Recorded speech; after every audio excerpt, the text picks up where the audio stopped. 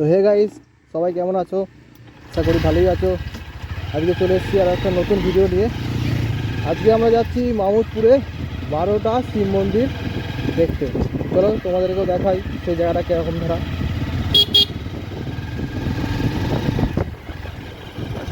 আমার সেই দাদাটাও আজকে এসছে।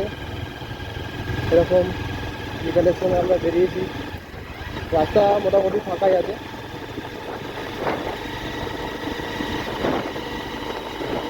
এই রাস্তাটা কিন্তু সোজা জামালপুর যাচ্ছে, বেশি দূর মানে যাবো না। আমার হাত ছেড়ে গ্যালি দেখাচ্ছে। আস্তে আস্তে চ।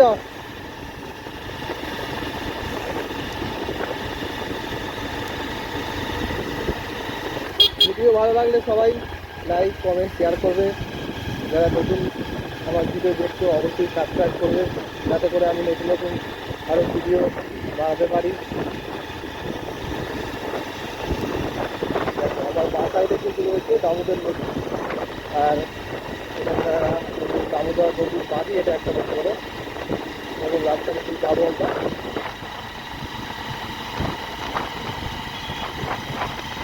সামনে একটা বড় নদী আসতে হচ্ছে, খুব ভালো।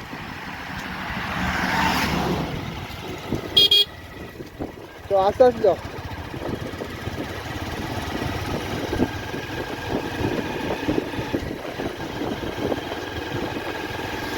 বিকেলের সময় খুব একটা বেশি ছিল না।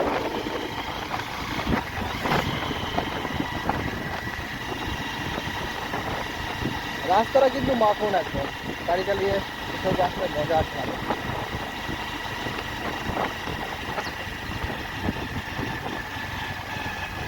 সামনে এই খালটা দিয়ে আমরা কেটে যাবো। সামনে রয়েছে মা নিশ্চিন্তপুরের মনসা মাতার মন্দির এটা। তো এটা নিয়ে একদিন একটা ভিডিও বানাবো। এখন ওদিকেই যাবো। এখন এটা দিয়ে নেমে সামনে মোটামুটি 3 কিলোমিটার গেলেই মামুদপুরে আমরা পৌঁছে যাবো। তারপর সেই জায়গাটা সুন্দর থেকে দেখে তোমরা।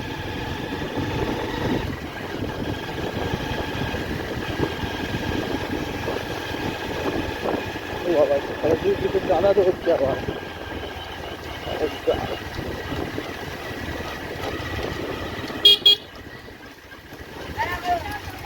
রে আসার সময় দিচ্ছি আমরা।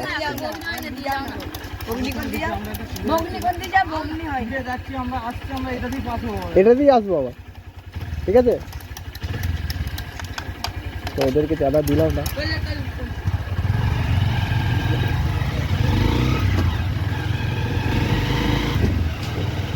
তো চাঁদা তো পুরো সরস্বতী পুজোর ব্যাপার, বুঝতেই পারছে, চারিদিকে ধরবে এরকম করে।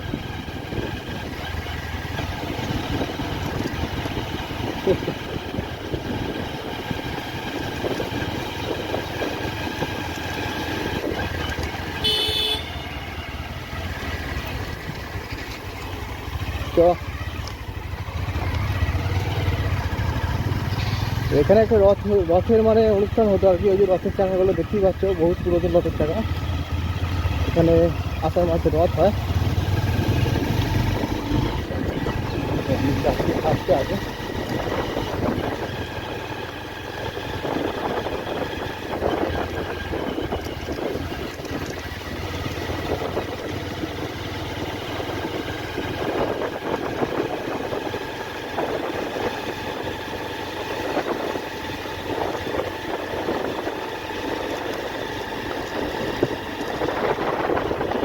কত জায়গা চাঁদা করছে অবশ্য। তো ভয়ই লাগছে, পয়সা করে দিয়েছি, নিয়ে বেরোয়নি অবশ্য।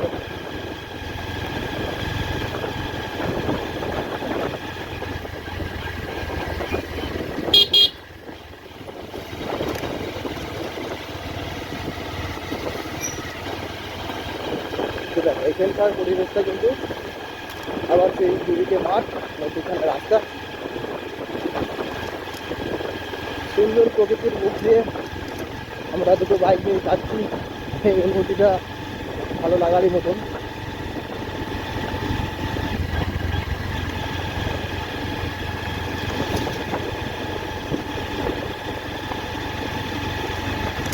রাস্তাটা খুব একটা ভালো নয়, কাঠটাগুলো হাতে দেখতে পাচ্ছি অনেকটাই।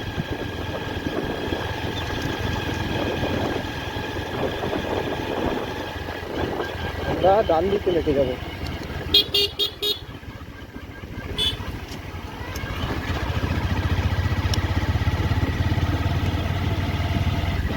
ডান দিকে গিয়ে আবার বাঁ দিকে দেখতে হবে এই রাস্তাটা দিয়ে। চলো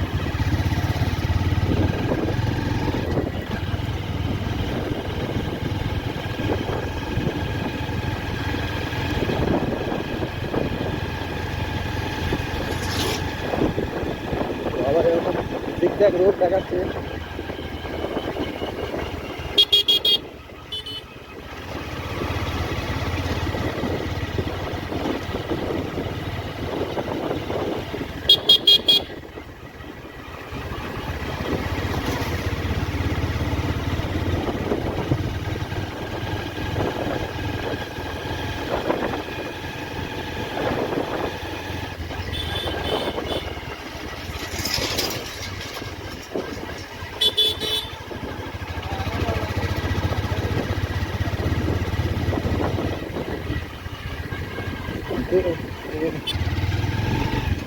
পুরোপুরি গ্রামের একটা রাস্তা।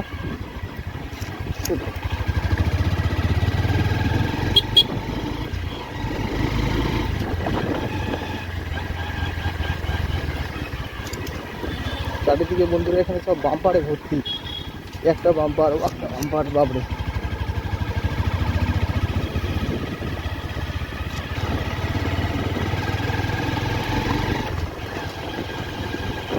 বাম্পার তো প্রচুর পেরালাম।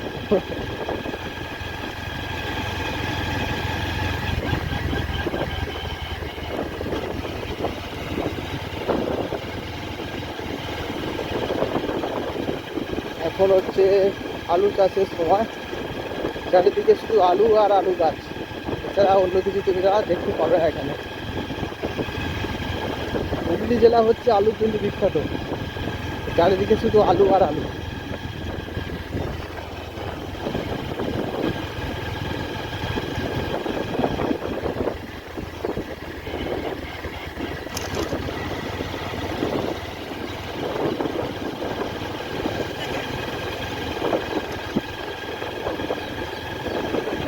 সামনে কিন্তু একটুখানি সরষে ফুলের বাগান দেখতে পাচ্ছি, খুব সুন্দর লাগলো দেখতে।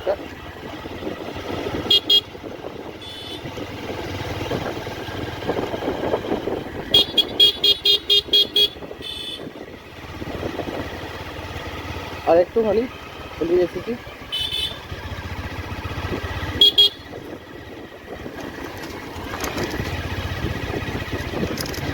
রাস্তার কন্ডিশন খুব একটা ভালো না।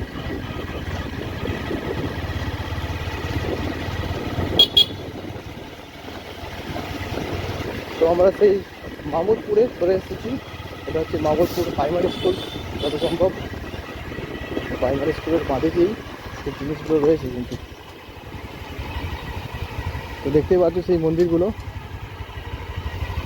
এই জায়গাটাই কথা আমরা বলছিলাম। তো দেখো তোমাদেরকে চারপাশটা আমরা ঘুরিয়ে দেখাচ্ছি।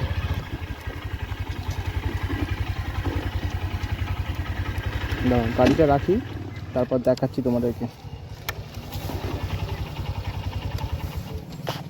তো বন্ধুরা আমরা সেই দ্বাদশ মন্দিরে চলে এসেছি। গোপীনগর, মানে গোপীনগর জায়গাটার নাম, হুগলি জেলার একটা মানে গ্রাম। তো এখানে দেখতে পাচ্ছ কতগুলো মন্দির রয়েছে, 12খানা মন্দির রয়েছে মোট। তো মন্দিরগুলোর সামনে গিয়ে আমি দেখাবো ভালো করে। আরও বহুত পুরাতন মন্দির বলতে পারো। দেখো মন্দিরগুলোর কন্ডিশন দেখো কীরকম। আর তলা দিকে এইগুলো আবার গর্ত গর্ত পাড়া, কিছু বুঝতে পারছি না কি ওটা। মন্দিরগুলো দেখতেই পাচ্ছ কীরকম ধারা। আর আমাদের সাইডে ওই দুটো বাইকে করে আমরা যেটা এসেছি সেখানে আছে। ভেতরে আবার কার্তিক ঠাকুর ঢুকে বসে আছে। জায়গাটা খুবই ভালো, গ্রামের মধ্যে শান্তশিষ্ট পরিবেশ। কোনো কতগুলো বাচ্চা আবার ফুটবল খেলছে, সেটা আমরা দেখতে পাচ্ছি। অবশ্য দেখাচ্ছি, এই দেখো কতগুলো বাচ্চা ওখানে ফুটবল খেলছে। তো মন্দিরগুলো কেমন লাগছে তোমাদের দেখে অবশ্যই কমেন্টে জানাবে। কারো ভালো লাগলে লাইক, কমেন্ট, শেয়ার, সাবস্ক্রাইব করবে সবাই।